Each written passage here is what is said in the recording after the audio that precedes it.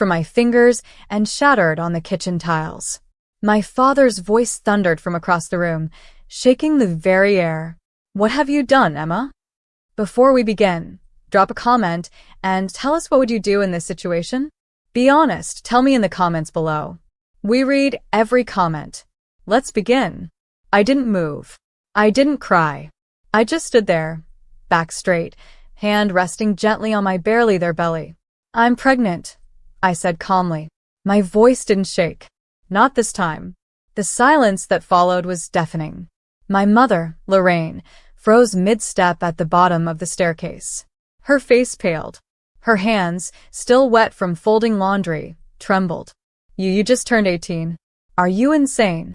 My father stepped closer. His jaw clenched so tight the veins in his neck looked like they'd burst. "Who is it? Some dropout? Some stranger you met at a gas station?" He was breathing hard, like my words had taken the oxygen from his lungs. "His name doesn't matter," I replied, keeping my voice steady. "What matters is I love my child. And I'm keeping it." He let out a bitter, guttural laugh. "You've destroyed your life, Emma. We gave you everything. A home, a future, a college fund. And you threw it all away for this?" My chest ached, but I didn't flinch. "I didn't throw anything away. You're just angry you can't control me anymore. That did it. Get out," he roared. "Pack your things. You want to play adult? Fine. Live like one." I turned to my mother. For a second, I thought she might defend me, but she didn't. She just shook her head, whispering, "You're such a disappointment," like I'd murdered someone. And that was it. They didn't ask who the father was. They didn't ask what support I had. They didn't ask if I was okay. They just kicked me out. No one knew I had already signed my lease on a small studio apartment across town. No one knew I had my own job. And certainly no one knew the father of my baby wasn't some loser. He was someone they wouldn't believe even if I told them. I left with nothing but a duffel bag and a fire inside me. I didn't cry. I didn't scream. I smiled. Because I knew something they didn't. And 15 years later, when they'd stand in my driveway, staring into the eyes of their grandson for the first time, they would finally understand the price of throwing me away. And their faces would go pale when they saw who I'd become. The first night in my new apartment was cold. No heat. No furniture, just a second-hand mattress on the floor and a cracked window that whistled every time the wind passed. I sat on that floor with a can of soup and a silent phone. No calls from friends. Not even a text from my mom. I wasn't shocked. I had become the embarrassment. The daughter who threw her life away. But I wasn't broken. Not yet. Because I still had him, my baby. And I had a job. 3 weeks before everything exploded, I had secretly taken a receptionist position at a private medical clinic just outside Raleigh. The pay wasn't great, but the doctor who hired me, Dr. Weston, treated me like a person. He didn't care that I had just turned 18 or that I was pregnant. He just said, "If you're willing to work hard, you've got a place here." So, I showed up every morning at 6:30 a.m. and stayed till after close. My belly grew. My resolve did too. No handouts. No pity. At night, I studied. Accounting, business, law, economics. Whatever free courses I could find online. I wasn't just going to survive. I was going to become someone they'd never see coming. I stopped checking my old social media. Watching my cousin Sierra post graduation photos while my mom liked every picture hurt more than I admitted. I muted everything. At 7 months pregnant, I worked at the clinic desk during the day and answered phones for a call center at night. One day, I collapsed outside the bus stop. I hadn't eaten, hadn't slept. I was barely 20 years old and already drowning. Dr. Weston found me outside, shivering, crying quietly, and holding my stomach. He called a nurse, canceled his patients, and sat beside me. "You okay, Emma?" "No," I whispered, "but I will be." He didn't ask questions. He just nodded. Then he handed me something, a letter of recommendation. "Give this to her," he said. "My sister. She runs the finance office at Harrington Medical HQ." I stared at him. "Why are you helping me?" He smiled. Because you remind me of someone I once gave up on. I don't make that mistake twice. That moment changed my life. 2 months later, I had my son, Landon. I held him in my arms and cried harder than I ever had. Not because I was scared. Not because I felt alone. But because this beautiful boy with his curious eyes and tiny fists made every minute of struggle worth it. And from that day forward, I swore, he will never feel unwanted. Not like I did. What came next was years of sacrifice, hunger, sleepless nights, and a plan. Because if they thought I'd disappear, they had no idea who I was becoming. I didn't have a roadmap. Just a baby boy, a part-time job, and a burning determination they never expected from the girl they kicked out. Landon was barely 2 months old when I started working nights again, this time remotely, typing reports and sorting billing records for Harrington Medical's finance office. Dr. Weston's sister, Evelyn, gave me a shot. She didn't hand me a title or a salary I didn't earn. She just said, "Don't miss deadlines. Don't make excuses. And don't wait for anyone to save you." And I didn't. I breastfed Landon between midnight reports. Took data entry jobs on the weekends. Taught myself how to manage budgets, audit spreadsheets, and write contracts. I even started dressing differently when I went into the office. Clean, fitted blazers I found at thrift stores, low-heeled shoes, and quiet confidence. People stopped looking at me like a teenage mistake. They started treating me like a woman with purpose. By the time Landon turned 2, I had moved us into a small townhouse near the edge of Chapel Hill. Nothing fancy, but it was ours. A place with clean floors, a small yard, and a door no one could kick me out of. I framed a picture of Landon's first birthday and placed it by the entryway. Every time I came home after a long day, it reminded me why I never gave up. Meanwhile, my parents? Silence. No calls. No letters. No attempt to find out if I was alive. But I knew through other channels, through gossip and holiday newsletters my aunt would email without thinking, that their lives went on as if I never existed. My younger cousin got into Duke. My brother married a corporate lawyer. And every post, every family gathering, looked polished and proud. No one mentioned me. I was the closed chapter. Until one day, the chapter reopened itself. I was 26, sitting in a meeting with Evelyn and 2 executives from Harrington's regional division when she slid a folder across the table. "We're launching a new division," she said. "You've been working in the shadows long enough, Emma. It's time you took charge." I blinked. Took charge how? She smiled. "You're being promoted. Head of operations. Starting salary, $138,000. Full benefits. You'll lead a team of 12. And yes, Landon can stay at the in-office daycare." I covered my mouth and stared down at the offer. I couldn't speak. "You've earned every cent of this," she said, leaning in. "And before you even think of saying no, don't. We need someone like you. And so does Landon." The moment I walked out of that office, I called Landon's school, told them I'd be picking him up early, and drove straight there. He was 8 now. Wild brown curls, sharp green eyes, and the same smile that used to keep me going through graveyard shifts. "Where are we going?" he asked, buckling his seatbelt. "Home," I said, smiling. "Our new home." That night, I signed a lease for a property in the historic district. 3 bedrooms, high ceilings, a garden in the back. I paid in full. No mortgage. But I wasn't finished yet. Because there was one part of my story I hadn't written yet. I had kept Landon's father a secret from everyone, even Landon. But not because he was dangerous or shameful. Because he had trusted me with privacy. You see, the man I had fallen in love with all those years ago wasn't some teenage fling. He was a first-year med resident from Johns Hopkins, doing rotations at the clinic where I worked. We met once. Shared something real. But his family disapproved of me. Poor. Young. Alone. He moved to Boston 2 weeks later. And when I told him I was pregnant, he did something I'll never forget. He offered money. I said no. And never called again. Because I didn't want Landon to be a transaction. I wanted him to be mine.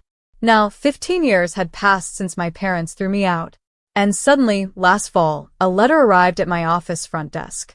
It was from them. My mother's handwriting. Shaky. Almost unreadable. Emma. Your cousin told us you live nearby. We didn't know how to reach you. We'd like to see you. And meet your son. Please. If you're willing to talk. I sat in my office chair for almost an hour, just staring at that envelope. I didn't cry. I didn't rage. I just felt something cold. Not because they were reaching out, but because they had no idea what they were about to walk into. And when I invited them to my home the following Saturday, I didn't warn them. I didn't tell them what I did for a living. I didn't mention the house, or Landon's perfect manners, or the life I built with the very hands they said were only meant for failure. Because I wanted them to see it, to walk through the very same door they slammed in my face, and go pale with regret. I heard their car pull up 10 minutes early. Of course they were early. My father, Daniel Carter, was the kind of man who liked to control every moment of his own narrative. The kind who wanted to arrive rather than be received. And now, 15 years later, he was standing on my porch with my mother beside him, both dressed like they were visiting a country club, not the daughter they disowned. I saw them through the tall window beside the door. My mother clutched her purse tight, her eyes scanning the garden, the porch swing, the polished brick steps. Her mouth moved slightly, whispering something to him. Maybe a warning. Maybe a prayer. I opened the door before they knocked. My father stiffened. My mother's jaw dropped slightly. I had changed so much. I could see it confused them. I wasn't a scared girl in a hoodie dragging a duffel bag across the lawn anymore. I stood taller. Sharper. Confident without needing to pretend. My tailored cream blouse, black slacks, and the soft pearl necklace Landon bought me on my last birthday said everything they needed to know before I ever opened my mouth. Emma, my mother breathed. Her voice was soft. Careful. Come in, I said, stepping aside. They didn't know how to react. The house was quiet, warm, elegant. Light spilled through sheer curtains, glowing over hardwood floors and hand-framed photos lining the walls. Everything smelled faintly of fresh coffee and lavender. Nice place, my father muttered, but it wasn't a compliment. It was confusion. How? How could she afford this? How did she get here, without us? I didn't answer the question, he didn't ask. Landon's upstairs. He'll be down in a minute. They stood in the center of my living room, eyes darting around like strangers in a museum, terrified they'd bump into something too expensive to touch. I wasn't sure you'd respond, I said. My mother looked at me. She blinked twice, and then she said it. We were wrong. I stayed silent. We thought we were protecting you, she continued. We thought if we were hard, you'd change. We didn't know you'd actually leave. That was the point, I said quietly. There was no venom in my voice. No sarcasm. Just truth. My father shifted uncomfortably, crossing his arms. You were just a kid. You had no plan. I had a child, I interrupted, and a job, and a spine. He looked away. The silence between us stretched, thick with 15 years of everything unsaid. And then, footsteps on the stairs. Landon appeared, dressed in his pressed navy blue sweater and jeans, his hair combed, his expression calm and curious. He was tall for his age, broad-shouldered, Kind-eyed. He looked like someone you'd trust. He looked like someone who had been loved, deeply, fully, and without condition. Landon, I said, these are your grandparents. He blinked, then walked down the last step and stood beside me. Hi, he said simply. My mother's hand went to her mouth. Daniel took half a step forward, his lips parting. But what hit them wasn't just his resemblance to me. It was the photographs he carried in his hands, ones he had pulled from the cabinet while they stood there. He handed one to my mother. It was Landon standing beside a tall man in a white coat. That's my dad, he said proudly. He's a cardiovascular surgeon in Boston. He visits during the summers and sends me books every month. My mother nearly dropped the photo. And then, before they could say anything, Landon pulled another frame from the cabinet and held it out. It was me, standing behind a podium with the Harrington Medical logo, surrounded by a board of directors. Mom's the head of operations, Landon said with a small smile. She runs everything. That's when it happened. My father's face dropped. Visibly, audibly, like the air had been punched out of his lungs. He stumbled back a half step, his hand gripping the back of the couch. You, he whispered. You built all this? I looked at him. My voice was calm, but beneath it was every sleepless night, every insult, every lonely birthday, every moment they thought I wouldn't make it. No, I said. I built myself. The room was so quiet you could hear the wind brush against the windows. My father hadn't sat down. He couldn't. His pride wouldn't let him, and his legs looked too weak to hold the weight of what he was seeing. My mother, still clutching the photo of Landon and his father, slowly lowered herself onto the edge of the couch. Her lips parted like she wanted to speak, but nothing came out. Landon stood calmly beside me, folding his hands like the polite, well-raised young man he was. He didn't look confused. He didn't look scared. He looked like he knew, he had always known, that the two people standing in his mother's living room had chosen to be strangers in his life. And now they were standing in a house they didn't build, looking at a boy they didn't raise, and a woman they had tried to erase. My father finally cleared his throat. I didn't know you were in contact with him. With the boy's father.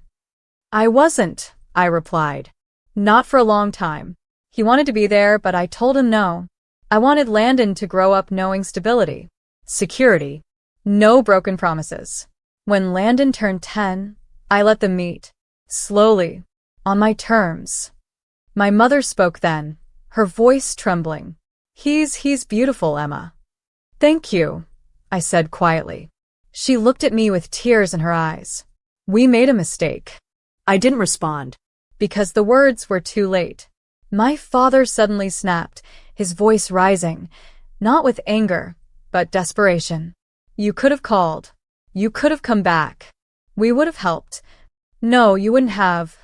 I cut in sharply. You told me to leave. You didn't ask if I had a plan. You didn't even ask if I was safe. You assumed the worst and made sure I knew I wasn't wanted. My voice cracked then. The years caught up to me. Not in weakness, but in finality. You kicked out your daughter on the worst day of her life. And now you want to sit on the couch she bought and pretend none of it happened. My mother started to cry. I'm sorry, she whispered. I'm sorry for everything. I looked down at her.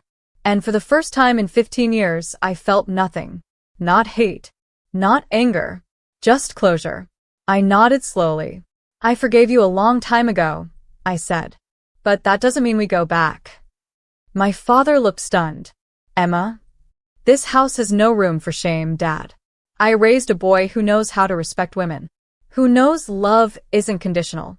I became the woman you didn't believe I could be. And now, you're standing in my home, breathing air I earned, looking at a life I fought for. I turned to Landon. Go get your coat, sweetheart. We're going to the bookstore. He nodded and quietly walked upstairs, his footsteps light as feathers. My mother looked up, wiping her tears. Will we see you again? She asked. I paused. Then I looked her straight in the eyes. That depends, I said, on whether you want to meet your grandson or keep pretending the past never happened. And with that, I walked them to the door. They stood there for a moment, silent, stunned, still pale. I didn't hug them. I didn't say goodbye. I just closed the door softly behind them, and for the first time in 15 years, it was me